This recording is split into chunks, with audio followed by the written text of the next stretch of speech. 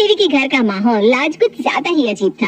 सुमित्रा की दोनों बहू में से जहाँ बड़ी बहू खुशी से नाच रही थी, वहाँ छोटी बहू अपना माथा पकड़े कुर्सी पर बैठी हुई थी। अब आप भी सोच रहे होंगे कि आखिर क्या वजह हो सकती है जिसके कारण एक बहू खुशी से नाच रही है और दूसरी बेचारी दुख में अपना सर पकड़ के रो रही है। आइए इस कहानी को हम शुरू से जानते हैं। सुमित्रा देवी के दो बेटे थे, जतीन और सुमित। बड़े बेटे के लिए दुल्हन कविता को अपने घर लाते समय सुमित्रा ने कभी सपने में भी नहीं सोचा था कि उसकी छोटी बहू भी बड़ी की हम नाम ही आएगी। कहने का मतलब ये है कि सुमित्रा की दोनों बहुओं का नाम एक ही था। छोटी बहू का नाम था कविता और बड़ी बहू का नाम था कविता। अब इन कविताओं के समंदर में सुमित्रा देवी की जिंदगी तो ऐसे गोते लगाने लगी कि वो बेचारी बिल्कुल पस्त ही हो गई। छोटे बेटे सुमित की शादी के कुछ दिन बाद, अरे इतनी गर्मी है बाहर, लग रहा है आग बरस रही है। कविता बेटा एक गिलास पानी तो लाना जरा।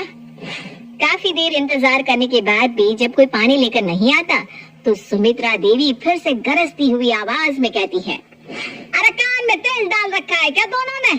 पानी मांगा है, आवाज नहीं आ रही क्या? क्या बात हो गई मम्मी जी, अब चिल्ला क्यों रही है? अरे आदमी प्यास से मर जाएगा, उसके बाद पानी लाकर दोगी क्या तुम दोनों? अरे कविता, मम्मी जी ने पानी मांगा था, तुमने लाकर क्यों नहीं दिया? तुम्हें आवाज सुनाई नहीं दे रही है क्या? आवाज क्यों नहीं सुनाई देगी, मैं बहरी हूँ क्या? लेकिन मम्मी जी ने कहा कविता बहू पानी लेकर आ। मुझे लगा शायद आपको बुला रही होंगी, इसलिए मैं कपड़े धो रही थी तो चुपचाप अपना काम करती रही।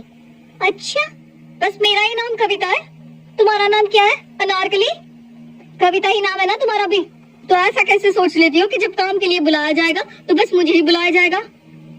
हाँ, ये बहुत जरूरी काम है। पहले एक दूसरे के बाल पकड़कर फैसला कर लो कि मैंने पानी किससे मांगा था। पानी का क्या है, जिसे प्यास लगी होगी वो खुद लेकर पी लेगा। ठीक कहा ना मैंने? आपने देखा ना मम्मी जी, भाभी कभी भी किसी काम के लिए अपनी जगह से हिलना ही नहीं चाहती। बस काम को मेरे ऊपर डालकर खुद आराम से बैठकर पूरा दिन बिस्तर तोड़ती हैं। और इस बात की गवाही तो इनका टोकरी की तरह लटकता पेट भी दे रहा है कि ये दिन भर में बस दो ही काम करती है, एक जी भर के खाना और दूसरा बिस्तर पर बैठकर टीवी देखना। अरे हम खाते पीते घर के हैं, इसलिए पेट निकल रहा है। मेरी सेहत से जलना ना बंद कर दो। देखो तो जल जल कर कैसे सूख के कांटा हुई जा रही हो। तुम ना बस अपनी फिक्र करो।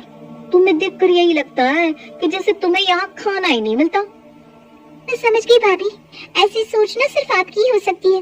मैं सूख कर कांटा नहीं हो रही हूँ, इसको फिटनेस कहते हैं। और इस फिटनेस के लिए मैं रोज 1 घंटा योगा करती हूँ, बैलेंस डाइट लेती हूँ। आपकी तरह नहीं कि पूरा दिन बस जंक फूड खाते रहूं। एक काम बता दो, उसे करने में तो दोनों को जैसे मौत आती है और लड़ने के लिए इन दोनों के पास पूरा दिन बस टाइम ही टाइम है।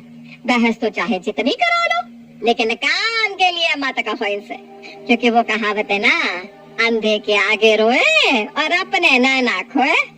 पता नहीं किस शुभ घड़ी में मैं ये हम नाम सुंदर नगीने ढूंढ कर अपने घर लाई थी। किस्मत ही फुट गई मेरी तो। बेचारी सुमित्रा देवी अपनी किस्मत को कोसती हुई रसोई में जाकर खुद पानी लेकर पी लेती है। अरे अरे रुकिए जरा, कहानी तो अभी बस शुरू हुई है, आगे आगे देखिए होता है क्या। कविता, अपना दूध लेने के बाद बाकी का दूध फ्रिज में रख देना, नहीं तो खराब हो जाएगा। अगले दिन सुबह जब सुमित्रा रसोई में पहुंची तो भगोने में फटा हुआ दूध सुमित्रा का मुंह चिढ़ा रहा था। एक नाम की दो बहू आ गई है, लेकिन मजाल है जो कोई एक भी काम की बात सुन लेती हो। पूरा दूध बेकार हो गया। मैं तो तंग आ गई हूँ इन दोनों से। अब अगर पूछूंगी कि दूध फ्रिज में क्यों नहीं रखा तो दोनों एक दूसरे के सर पर टोपी पहनाना शुरू कर देंगी। कुछ दिन बाद, बहू ये देखो, उर्मिला जीजी ने प्योर सिल्क की साड़ी भिजवाई है, कह रही थी कविता को दे देना। लाइए पापा जी, जरूर मेरे लिए ही भिजवाई होगी। क्यों? कविता तो वो मुझे कहती है, आपको तो बड़की कहती है ना। ये साड़ी मेरी है।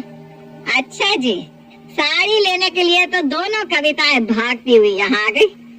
अगर अभी इन्होंने एक कप चाय पिलाने के लिए आवाज लगाई होती ना तो दोनों गूंगी बहरी बनकर एक दूसरे की तरफ देख रही होती। छोटी बहू ने आओ देखा न ताओ साड़ी लेकर जाने लगी। तभी ससुर जी ने आगे कहा, अरे पूरी बात तो सुन लो तुम दोनों। दीदी ने कहा दूसरी को ये 5000 का लिफाफा दे देना, हम साड़ी लेने बाजार नहीं जा पाए थे। है 5,000? हाँ आप ठीक कह रही थी भाभी। ये लो, ये साड़ी आपकी है, मेरे लिए लिफाफा दिया होगा। आई बड़ी मुझे साड़ी थमाने वाली। अब तूने साड़ी उठाई है ना तो साड़ी तू ही लेगी। लाइए पापा जी, वो 5,000 मुझे दे दीजिए। दोनों बहुओं ने ये रोज का रवैया बना लिया था। जहाँ काम की बात आती, कोई चाहे लाख कविता कविता चिल्लाए, दोनों बहू अनसुनी करके अपना काम करती रहती। और जहाँ कुछ मिलने की बात होती तो लपक कर दोनों अपनी दावेदारी दिखाने आ जाती। सास सुमित्रा दोनों बहुओं के इस रवैये से इतनी परेशान हो चुकी थी कि अब उसने उन्हें सबक सिखाने का निर्णय ले लिया था। अगले दिन, कविता बहू, देखो तो तुमसे मिलने कौन आया है। सास की बात सुनकर दोनों बहुएं बाहर आती हैं। मैडम, मैं सैंपल कलेक्ट करने के लिए आया हूँ। आपकी सासू माँ ने घर में सबके लिए रूटीन टेस्ट बुक किया है।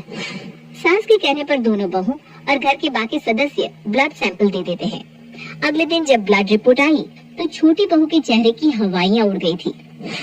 अरे, मेरी रिपोर्ट्स में तो बहुत हाई शुगर बता रहा है, हाई कोलेस्ट्रॉल, हाई बीपी। हे भगवान, ये क्या हो गया? ये कैसे हो सकता है? क्यों नहीं हो सकता? भाई ज्यादा नाटक करने वाले लोगों के साथ ऐसा ही होता है। बहुत नाटक रहता था ना तुम्हारा फिटनेस का। अब क्या हुआ? कहाँ गई सारी फिटनेस? मिठा नहीं खाऊंगी, तला हुआ नहीं खाऊंगी, हाई कैलोरी नहीं खाऊंगी। ये खाने से ही तो जान आती है। और तुम खाती क्या हो ये घास फूस के अलावा?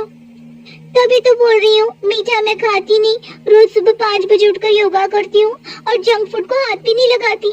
मेरी रिपोर्ट इतनी खराब कैसे आ सकती है? इतना हाई शुगर और कोलेस्ट्रॉल। मुझे तो ये रिपोर्ट देखकर ही चक्कर आ रहे। जहाँ एक तरफ छोटी बहू अपना सर पकड़कर बैठी थी, गोल मटोल बड़ी बहू फुटबॉल की तरह उछलते हुए अपनी अच्छी सेहत का जश्न मना रही थी। मम्मी जी देखा आपने, मैं ना कहती थी ये सब डाइटिंग योगा वोगा कुछ नहीं होता इससे।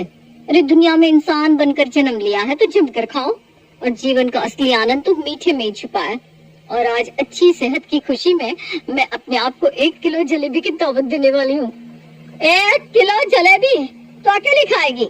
हाँ मम्मी जी, अब आपको और बाबू जी को तो मीठा खाना मनाया, और बेचारी कविता के लिए तो इस समय मीठा जहर की तरह है। इस बेचारी को तो उबला खाना ही हजम नहीं हुआ। ये जलेबी लड्डू पचाना इसके बस की बात ना है, इसलिए 1 किलो जलेबी मैं अकेले ही खाने वाली हूँ। जब से बड़ी बहू की रिपोर्ट्स आई थी, वो छोटी को नीचा दिखाने के लिए हर समय कुछ न कुछ तला भुना या मीठा खाकर उसे जलाने की कोशिश किया करती थी। देख कविता, तू चिंता मत कर, मैं रोज दिन में दोनों समय तुझे करेला खिलाऊंगी। देखना कैसे तेरा शुगर नॉर्मल से भी नीचे पहुंच जाता है। सच में करेला खाने से शुगर चला जाएगा? अरे तो बस देखती जा। सास सुमित्रा अब बिना तेल मसाले का करेला हल्के से नमक में पकाकर उसकी सब्जी बनाती और छोटी को खाने के लिए देती। छी, मैं ये नहीं खा सकती। अरे बेटा, इसे दवा समझकर खा ले, बिल्कुल ठीक हो जाएगी। छोटी बहू को ठीक करने की जिम्मेदारी सुमित्रा ने अपने कंधों पर ले ली थी। वो नाश्ते में भी उसे करेला और लौकी का जूस पीने को देती और लंच डिनर में सूखी रोटी और करेला खिलाती। इधर नॉर्मल रिपोर्ट आने के बाद से बड़ी बहू ने एक भी दिन सामान्य खाना नहीं खाया था। पूरी, कचौड़े, पराठे, पकोड़े, बस हर समय वो यही खाते दिखाई दे रही थी। 2 सप्ताह बाद, अरे छोटी बहू, ये क्या हो रहा है तुझे? अरे कोई से अस्पताल लेकर चलो। इधर सुमित्रा चक्कर खाकर गिर चुकी छोटी को लेकर हॉस्पिटल पहुंचती है। तभी सास को पता चलता है कि बड़ी बहू भी घबराहट होने के कारण परेशान है। कुछ देर में बड़ी बहू भी अस्पताल पहुंच जाती है। अस्पताल में डॉक्टर दोनों के फिर से टेस्ट कराते हैं और रिजल्ट देखकर हैरान रह जाते हैं।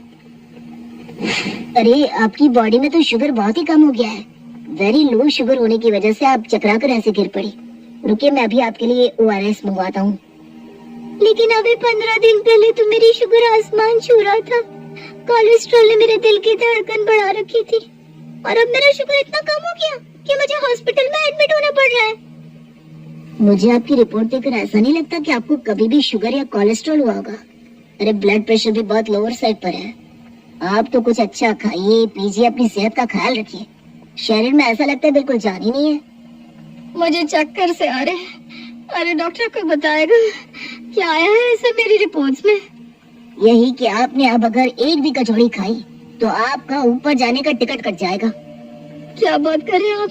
अरे मैं तो बहुत हेल्दी हूँ, शुगर, बीपी, कोलेस्ट्रॉल सब एकदम सही है मेरा। सब कुछ लिमिट से बाहर है आपका।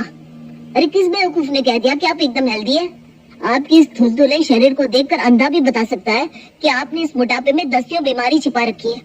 फिलहाल तो आपका बीपी इतना हाई है कि आपको आज हॉस्पिटल में एडमिट रहना ही पड़ेगा। आपके बीपी पर हम लोग शाम तक कड़ी निगरानी रखेंगे और दवाइयों से कंट्रोल करने की कोशिश करेंगे।